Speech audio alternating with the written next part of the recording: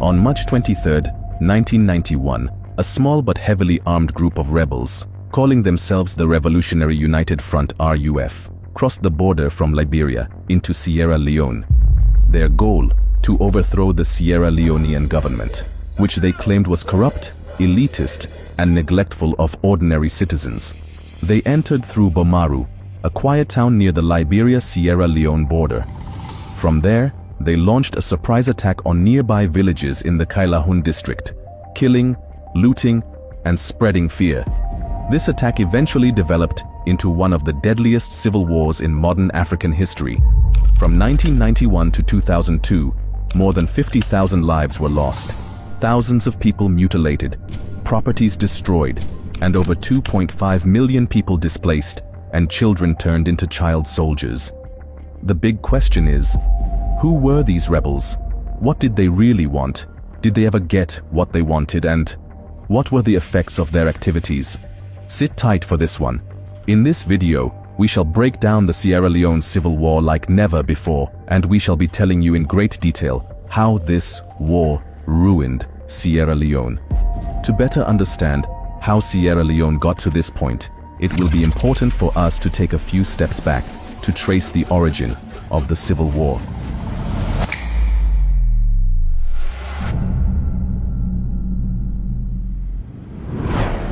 Sierra Leone became a British colony in 1808 after Freetown was established as a settlement for freed African slaves from Britain, the Americas, and the Caribbean. The British declared the surrounding areas a protectorate in 1896, creating a dual administration: the colony, Freetown and its surroundings, and the protectorate, the rest of the interior. This system caused divisions and resentment. By the 1930s and 1940s, educated elites in Freetown, mainly descendants of freed slaves, began demanding political reform. In the 1950s, nationalist sentiments spread across both the colony and the protectorate. Movements calling for self-rule gained momentum, particularly with the emergence of political parties. The most prominent independence leader at the time was Sir Milton Margai, who led the Sierra Leone People's Party, SLPP, a political party he founded in 1951. The SLPP became a platform for uniting different ethnic groups under a shared goal: self-governance. Margai built alliances with traditional chiefs and educated elites, ensuring widespread support. Margai played a key role in negotiating with British colonial authorities for greater African participation in governance. He advocated for the 1951 Constitution, which allowed Africans to be elected to the Legislative Council. Further reforms in 1953, leading to the post of Chief Minister, which he assumed. The 1957 elections, which his SLPP won decisively, strengthening his mandate for independence talks. He worked to unite the colony and the protectorate, presenting a more inclusive vision of a united Sierra Leone. His moderate and diplomatic style gained the support of both the people and the British authorities. Margai used a non-violent, diplomatic approach to push for independence. He was respected by the British for his calm demeanor, rational leadership, and ability to maintain political stability. His strategy contrasted with the more radical approaches in other African nations, making Britain more willing to grant self-rule. Under Margai's leadership, Sierra Leone achieved internal self-government in 1958. He became the country's first prime minister when Sierra Leone gained full independence from Britain on April 27, 1961. He led the nation in a peaceful transition and was later knighted by Queen Elizabeth II for his service. Margai's greatest contribution was his ability to unite the colony and the protectorate into one nation. He promoted inclusivity, education, and good governance, laying the foundation for an independent Sierra Leone. His peaceful, constitutional struggle is remembered as a model of African diplomacy and leadership. However, his leadership was cut short when he died suddenly on April 28, 1964, just 3 years after independence. After Milton Margai's death, he was succeeded by his younger brother, Sir Albert Margai, who was then the Minister of Finance and a prominent member of the ruling Sierra Leone People's Party. The succession was not through a public election but was approved by the SLPP party and Governor-General Sir Henry Lightfoot Boston, the Queen's representative at the time. This made Albert Margai the new Prime Minister of Sierra Leone in 1964, maintaining the SLPP's control of the government, and this is where things started going south. Unlike his brother Milton Margai, Albert Margai's leadership was more controversial. He attempted to centralize power, proposed making Sierra Leone a one-party state, and was accused of promoting ethnic favoritism, especially toward his Mende ethnic group. These actions led to increased political tension and unrest.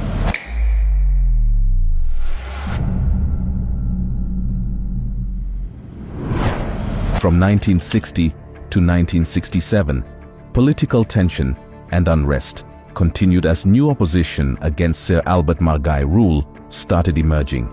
And at the center of these opposition was Siaka Stevens. Stevens entered politics in the 1950s as a member of the Sierra Leone People's Party, SLPP.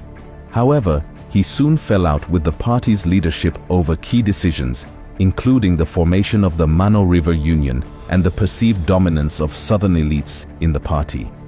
As a result, he broke away and helped found the People's National Party, PNP, and later the All People's Congress, APC, in 1960, which became his main political platform. Stevens positioned the APC as the main opposition to the ruling SLPP government under Sir Albert Margai. He criticized Margai's attempts to establish a one-party state, his ethnic favoritism toward the Mende people, and his heavy-handed governance. Stevens gained popularity, especially in the northern regions, among the Temne and Limba ethnic groups, and among urban workers. In March 1967, a general elections was held, and the APC, led by Siaka Stevens, won a narrow majority in parliament, defeating Albert Margai's SLPP, despite fears of a rigged process or refusal to concede. The SLPP stepped aside, and Siaka Stevens was officially sworn in as Prime Minister on March 21, 1967. Only hours after taking office, Stevens was overthrown in a military coup led by Brigadier David Lansana, the head of the army and a Margai loyalist. Lansana claimed the results were invalid because the country's regional chiefs had not yet ratified the parliamentary election results, a process he claimed was constitutionally required. This began a 13-month period of political instability involving multiple coups and counter-coups.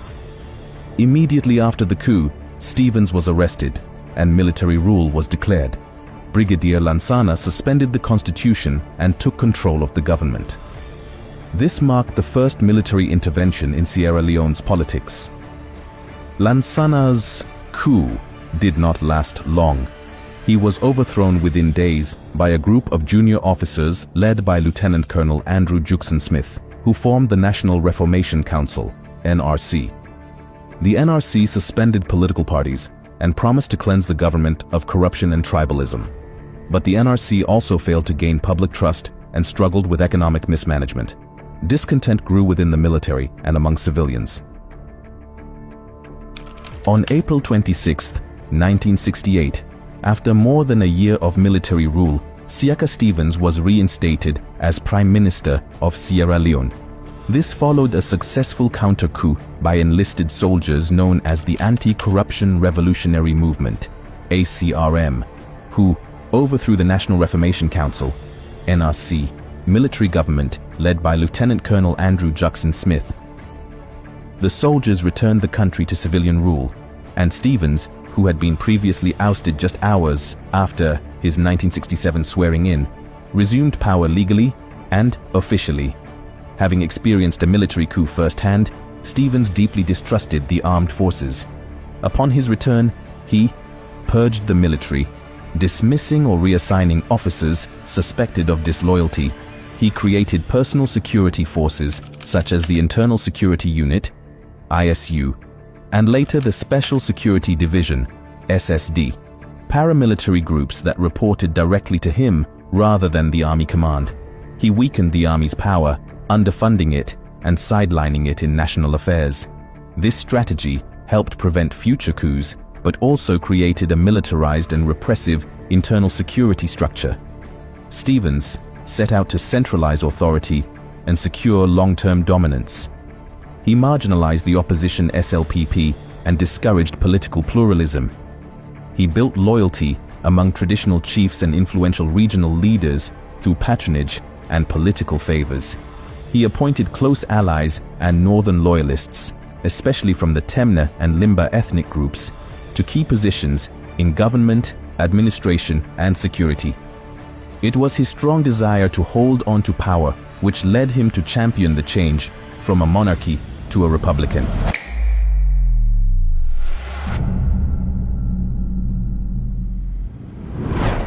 On April 19, 1971, the Parliament of Sierra Leone passed a constitutional amendment that abolished the monarchy and declared the nation a republic.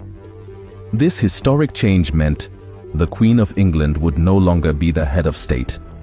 The office of Governor-General would be eliminated.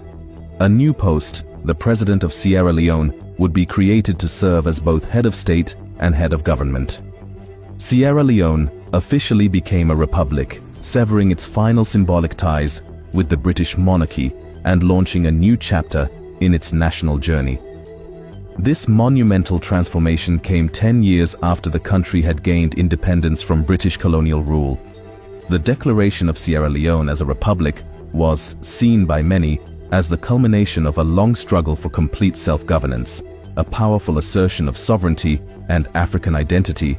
However, while the Republican transition was widely celebrated, it also marked the beginning of a period of centralized authoritarian rule, where the ambitions of one man, Siaka Stephens, would shape the fate of the nation for years to come.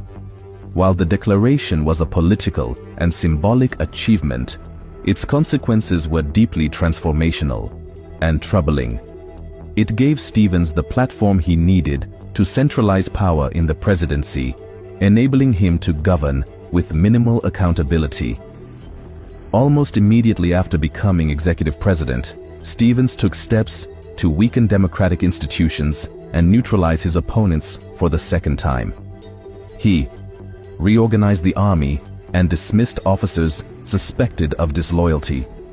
He created special security forces, such as the Special Security Division, SSD, which reported directly to him. He curbed press freedom and placed heavy restrictions on political expression. He used state resources and appointments to build a vast patronage network, particularly favoring his ethnic base in the north.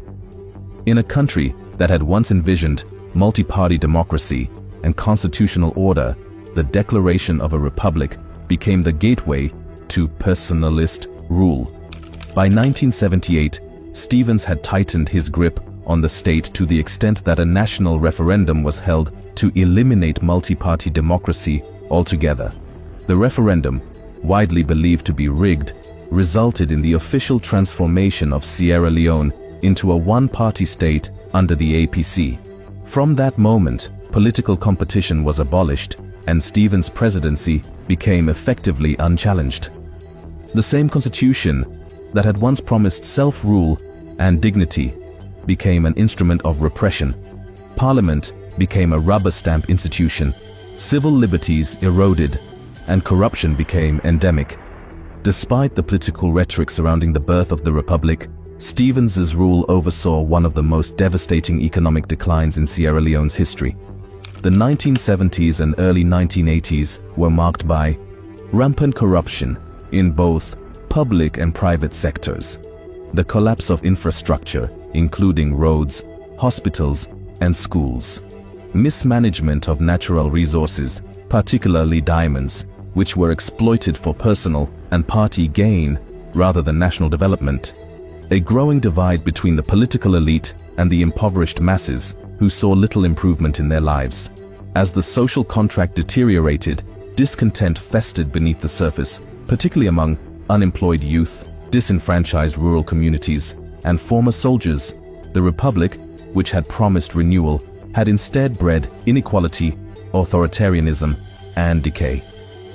By the early 1980s, Stevens was aging, and although he had maintained an iron grip on power, health issues, and growing pressure, domestic and international, for democratic reform made it necessary for him to plan for succession.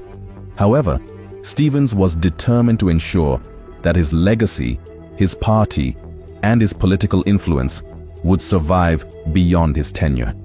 As such, he did not allow for a free and fair election to choose a successor. Instead, he carefully selected and groomed his own replacement from within the APC ranks. Siaka Stevens officially retired from office in November 1985. After nearly 2 decades in power, first as Prime Minister from 1967, with a brief interruption, and later as Executive President from 1971 to 1985, Stevens stepped down at the age of 80. His resignation was announced and managed on his own terms, not through an election or popular demand, but as a controlled political transition orchestrated from within his ruling party. In October 1985, a rigged and tightly controlled presidential election was held in which Major General Joseph Saidu Momoh, the then Army Chief of Staff and a loyal APC member, was the sole candidate, as Sierra Leone had become a one-party state in 1978 under Stevens' rule. The people were only allowed to vote yes or no to Momo's nomination. Unsurprisingly, he won with an overwhelming but manufactured majority. On November 28, 1985, Joseph Saidu Momoh was sworn in as President of the Republic of Sierra Leone, marking the official retirement of Siaka Stevens and the beginning of Momo's rule as president.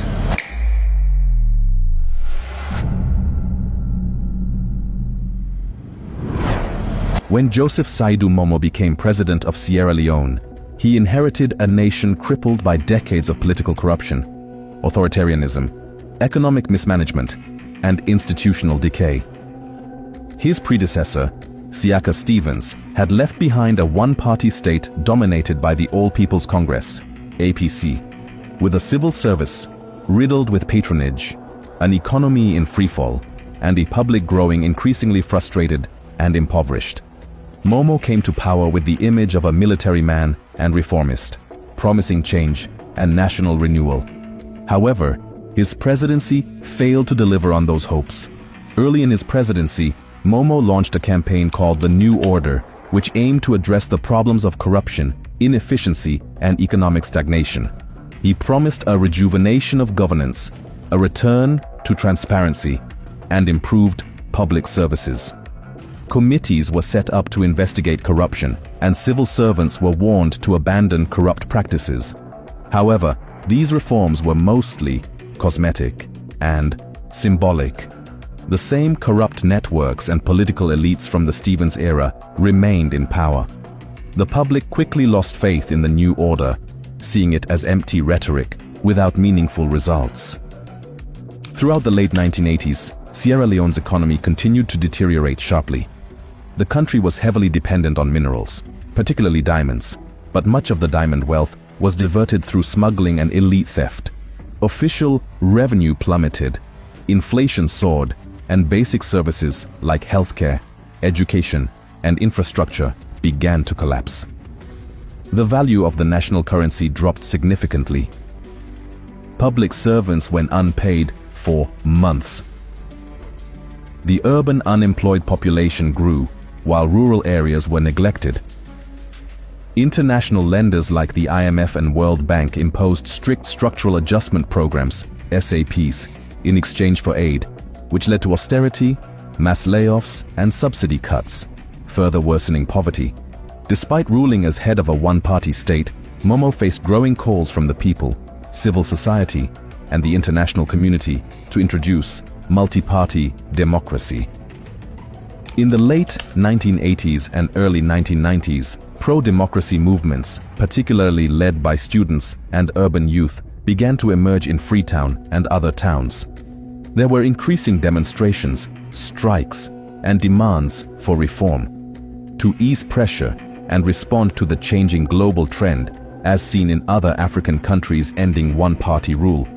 Momo lifted the ban on opposition parties in 1991, introducing a new multi-party constitution.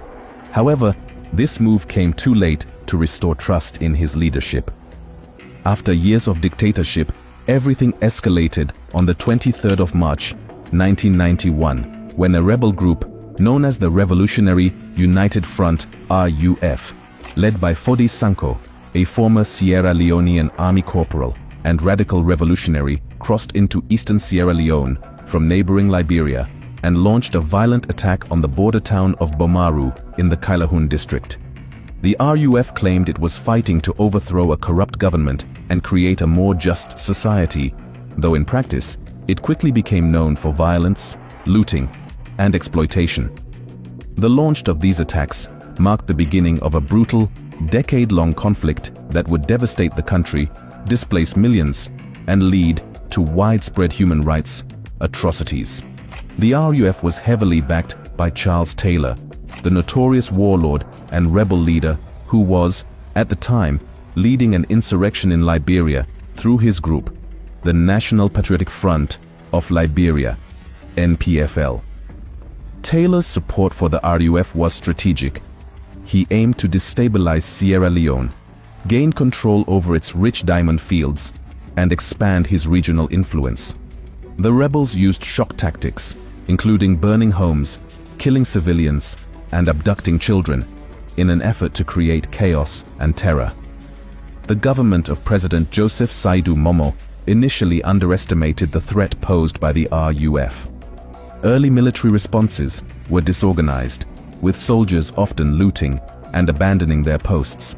The Sierra Leone Army, SLA, which had been neglected and underfunded for years, responded slowly and ineffectively. Lacking discipline and proper resources, the army committed atrocities themselves, further alienating the population. Civilians began to form self-defense militias out of desperation, known as the Civil Defense Forces, CDF. These militias would later play a central role in the war. The eastern region where the war began was rich in alluvial diamonds. These resources quickly became a major objective for the rebels, who used them to fund their operations through illegal trade. The term blood diamonds would later become globally known, as diamonds from conflict zones like Sierra Leone were sold to fund war. Additionally, foreign mercenaries, arms dealers, and neighboring actors became involved, turning what began as an internal rebellion into a regional conflict with complex international dimensions.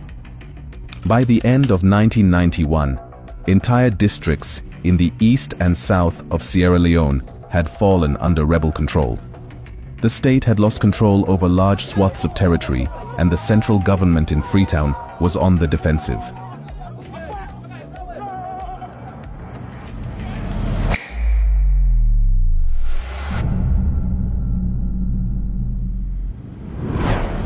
By the end of 1991, Sierra Leone was in a full-blown civil war. The Revolutionary United Front quickly became synonymous with terror and inhumanity. Its fighters, many of them abducted children, were forced to commit atrocities, including rape, mutilation, and mass killings. The group's signature brutality involved amputating limbs of civilians, a tactic meant to terrorize communities and punish those suspected of supporting the government. Women and girls were often enslaved as bushwives, and civilians were forced to work in diamond mines under horrific conditions. The RUF's actions shocked the world and led to their classification as a terrorist group by international observers. At the climax of the war, Valentine Strasser, a 24-year-old captain, was thrust into combat against a fierce and unconventional enemy, the RUF. The soldiers under his command were under-equipped, poorly paid, and exhausted from months of fighting. They often went months without receiving salaries, ammunition, or food rations.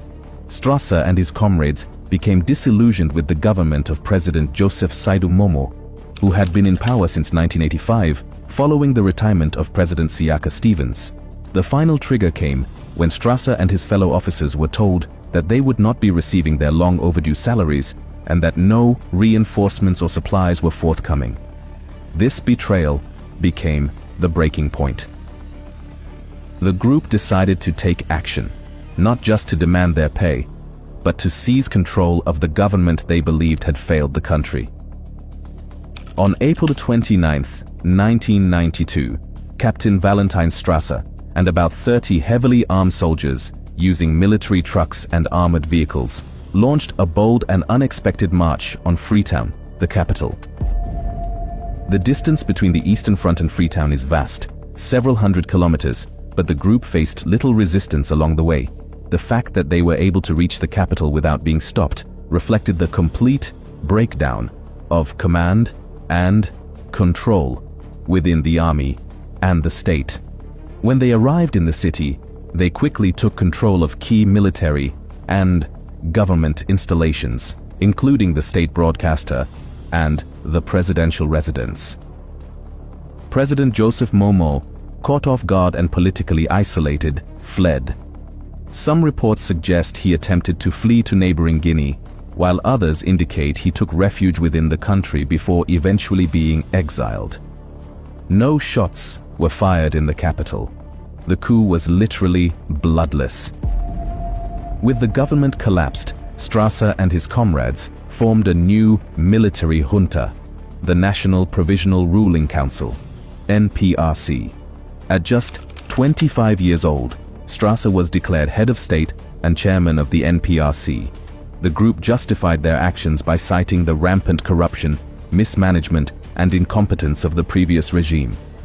Strasser addressed the nation via radio and promised to stabilize the country, restore law and order, and eventually return Sierra Leone to democratic governance. His rise stunned the world. Almost overnight, a relatively unknown young officer had become the leader of a war-torn country. The reason why Valentine Strasser was chosen to be the head is because among his peers, Strasser had the highest military rank and was perceived as the most composed and politically astute. While figures like Solomon Musa and S.A.J. Musa were influential, they were also seen as volatile and unpredictable. Julius Maada Bio, who would later become president in a democratic election decades later, was one of Strasser's closest allies at the time, but did not oppose his leadership. Strasser's quiet demeanor, youthful image, and ability to articulate the NPRC's vision made him the most appealing face for the new regime. Furthermore, his appointment was seen as a symbol of generational change, a rejection of the aging political elite who had dominated Sierra Leone for decades. The initial public reaction was mixed but largely hopeful. Many Sierra Leoneans, exhausted by years of misrule, welcomed the change and saw Strasser as a potential savior. Internationally, however, the coup raised eyebrows. Western nations, particularly the United States and Britain, condemned the unconstitutional seizure of power but stopped short of imposing heavy sanctions, largely because of the previous regime's corruption and the need for stability in the region. Strasser and the NPRC quickly set about consolidating power. They suspended the constitution, dissolved parliament, and ruled by decree. A few months into the new regime, they established a cabinet composed mainly of young military officers and technocrats. They launched anti-corruption campaigns, sought assistance from international donors, and made overtures to end the civil war. However, despite initial enthusiasm, Strasser's government soon ran into many of the same problems that had plagued his predecessors. When Valentine Strasser assumed the presidency of Sierra Leone on April 29, 1992, his rise sparked widespread hope among Sierra Leoneans, who had endured decades of mismanagement, corruption, and economic decline. Strasser, with his youthful energy, stylish demeanor, and rhetoric of reform, was seen as a fresh alternative to the aging political elite that had ruled since independence. Yet his presidency, though initially promising, would ultimately be consumed by the very challenges he sought to defeat: civil war, corruption, poor governance, and internal betrayal. Strasser's initial days in power were marked by public optimism and a general sense of relief. The previous government, led by the All People's Congress, APC, had become a symbol of stagnation and failure. Strasser's NPRC, composed of young and dynamic military officers in their 20s and early 30s, projected an image of bold renewal. They promised to fight corruption, improve the economy, restore public services, and most importantly, bring an end to the brutal civil war launched by the Revolutionary United Front, RUF, in 1991. The NPRC suspended the constitution, dissolved parliament, banned political parties, and ruled by decree. The junta stated that a return to democracy would occur after reforms had been implemented and national stability achieved. Valentin Strasser quickly became the face of the new regime. Though relatively quiet and reserved by nature, he gave interviews to international media and presented himself as a soldier forced into politics by circumstance. His youth, his trademark combat boots and sunglasses, and his confident declarations of reform captured attention both within Sierra Leone and abroad. He became a symbol of the soldier savior myth, the idea that young, uncorrupted military men could clean up the mess left by aging civilian politicians. Initially, his leadership was pragmatic. He appointed a cabinet of both military officers and civilian technocrats, began paying soldiers regularly, and sought support from international donors and financial institutions. Despite these positive beginnings, Strasser's presidency was immediately engulfed by the complexities of the ongoing civil war. The RUF, led by former Army Corporal Foday Sanko and backed by Liberian warlord Charles Taylor, continued its campaign of terror across the countryside. The rebel group gained a reputation for extreme brutality, cutting off limbs, massacring villagers, and forcibly conscripting child soldiers. Their goal was not only the removal of the government, but total destabilization, particularly in diamond-rich areas that could fund their insurgency. The NPRC inherited a demoralized army, a collapsed infrastructure, and a nation in economic freefall. Although Strasser's government tried to improve conditions for the military, morale remained low and corruption persisted within the officer corps. One of the most difficult aspects of Strasser's rule was the inability of the NPRC to make meaningful progress in ending the war. The government alternated between hardline military campaigns and attempts at negotiation, but neither approach succeeded. The army was still plagued by disorganization, and trust between military units was low. To strengthen the fight against the RUF, the Strasser government took the controversial step of hiring a private military company, Executive Outcomes, EO, a South African mercenary firm. By 1995, EO had begun to operate in Sierra Leone, using sophisticated tactics and equipment to reclaim territory from the rebels. Their presence turned the tide in some battles and led to the temporary recapture of key mining areas, but it also drew international criticism and raised concerns about sovereignty and transparency. Domestically, Strasser's government struggled to maintain a coherent agenda. While corruption was publicly condemned, it continued within the NPRC itself. Some officers exploited their positions for personal gain. Public funds were misused, and accountability mechanisms were weak or non-existent. Although some infrastructure projects began, such as road repairs and urban cleanup efforts in Freetown, these were insufficient to meet the scale of national collapse. The education and healthcare sectors remained underfunded. Inflation soared, and unemployment continued to rise. Civil society groups, students, and religious leaders began voicing concerns about the junta's direction and failure to address key social needs. Strasser himself became increasingly isolated in the seat of power. Though surrounded by military allies, internal rivalries and paranoia grew. One of his most powerful and feared associates, Solomon A.J. Musa, was initially his closest confidant and Minister of Defense. However, Musa was widely seen as volatile and was implicated in several acts of brutality, including extrajudicial executions of suspected coup plotters and rebel sympathizers. His presence became a liability to the regime. In 1993, Strasser removed Musa from power, accusing him of plotting against the NPRC. This decision helped Strasser consolidate his authority, but it also deepened tensions within the council and sowed seeds of distrust. Internationally, Strasser walked a tightrope. On one hand, he tried to present the NPRC as a transitional government committed to restoring democracy. On the other, he consistently delayed setting a timetable for elections. This double game frustrated Western governments and international organizations who provided some aid but demanded a clear path to democratic governance. In response to mounting pressure, Strasser announced in late 1995 that elections would be held in early 1996. However, internal divisions soon erupted over how and whether to conduct elections while the war was still ongoing.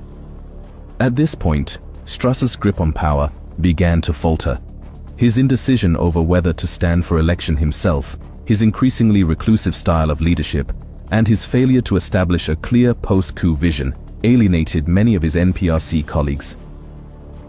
Brigadier General Julius Maada Bio, Strasser's deputy and a fellow coup leader from 1992, began to emerge as a more decisive and politically ambitious figure. Bio believed the time had come to hand over power to a civilian government, while Strasser appeared to hesitate, fearing a loss of control or personal retribution.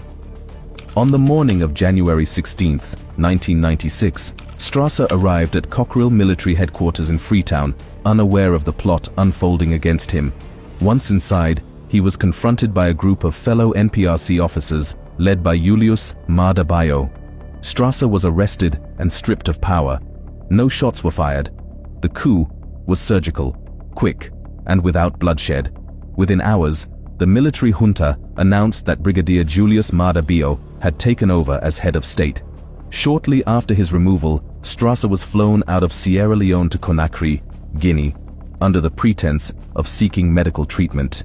In reality, it was a discreet exile. His political career ended as swiftly as it had begun.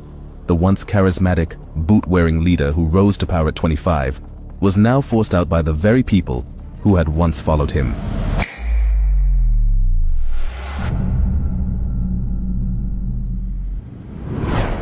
After assuming power, Julius Maada Bio reaffirmed the NPRC's commitment to holding democratic elections. True to his word, the elections went ahead in March 1996, ushering in a new civilian government led by Ahmad Tejan Kaba of the Sierra Leone People's Party, SLPP. The removal of Strasser was not just a change in leadership, but a turning point that ultimately paved the way for Sierra Leone's return to democracy, although amid ongoing conflict. Kaba's first term was abruptly interrupted in 1997 when a military coup led by Major Johnny Paul Koroma overthrew his government. He was forced into exile in Guinea, but with support from the Economic Community of West African States, ECOWAS, and its military arm, ECOMOG, Kaba was reinstated in 1998. His return symbolized hope for many Sierra Leoneans, though the war continued.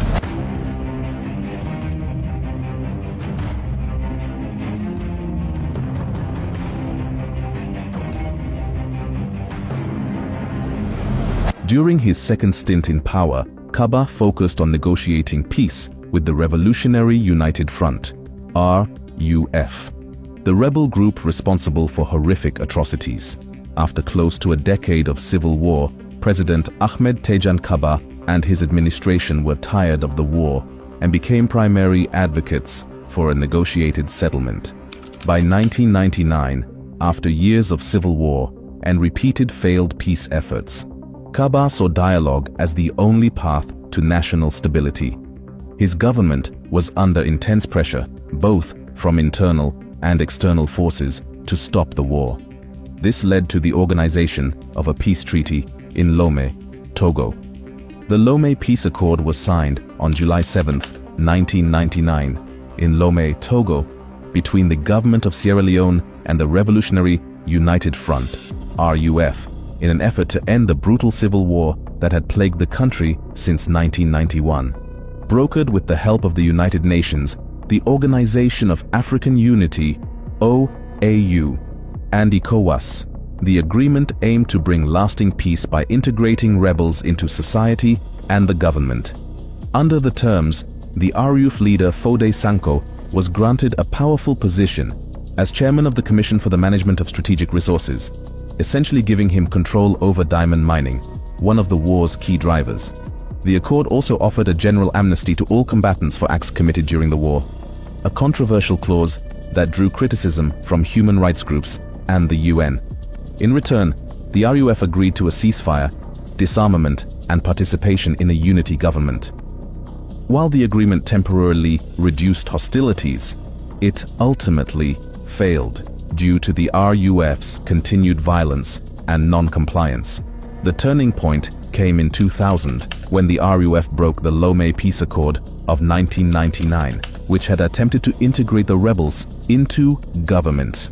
In response, the United Nations and the British government intensified their involvement. The UK deployed troops under Operation Palliser, which successfully stabilized Freetown and restructured the Sierra Leonean army. British forces trained local troops, protected key infrastructure, and pushed back rebel advances. Simultaneously, the United Nations mission in Sierra Leone, UNAMSIL, expanded its peacekeeping force, helping to disarm fighters and restore civilian rule. The war officially ended in January 2002, when President Ahmad Tejan Kaba declared the conflict over following successful disarmament, demobilization, and reintegration DDR programs for over 70,000 combatants. The Sierra Leone Civil War had devastating consequences on the country's people, economy, and institutions. Over 50,000 people were killed, and more than 2 million were displaced internally and as refugees in neighboring countries. One of the war's most horrific legacies was the widespread use of child soldiers and mutilations, including the cutting off of limbs, a brutal tactic used by the Revolutionary United Front, RUF, to terrorize civilians. The economy collapsed, especially in agriculture and mining, as infrastructure was destroyed, businesses shut down, and foreign investment vanished. Education and healthcare systems broke down, leaving a generation without proper schooling or medical support. The war also severely weakened trust in state institutions, with law enforcement and the military compromised by corruption and poor discipline. Socially, the war left deep psychological trauma and fractured communities. Rebuilding trust among war-torn populations became a major challenge. In response, Sierra Leone established a Truth and Reconciliation Commission and the Special Court for Sierra Leone to prosecute those most responsible for war crimes, including former Liberian President Charles Taylor. After the war ended, Kaba also laid the foundation for democratic governance and post-war recovery. He supported the establishment of the Truth and Reconciliation Commission and the Special Court for Sierra Leone, which aimed to bring justice for war crimes. His administration also pursued reforms in education, healthcare, and economic reconstruction.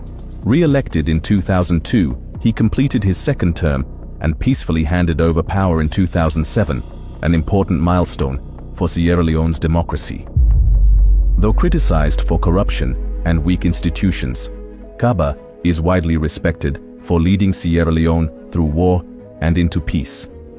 His presidency remains a symbol of resilience and reconciliation in the face of national trauma. Though peace was restored in 2002, the scars of the war remain visible in Sierra Leone's slow recovery, poverty levels, and national memory. Today, Sierra Leone is one of the poorest countries in the world, with one of the weakest economies, despite all efforts to bring it back to its former glory.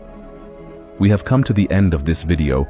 We hope you now have a better understanding of the Sierra Leone Civil War. If you did enjoy the video, please give it a thumbs up and do not forget to like the video and share it with your friends. If this is your first time on the channel, please do well to subscribe and turn on notification so you don't miss any of our videos.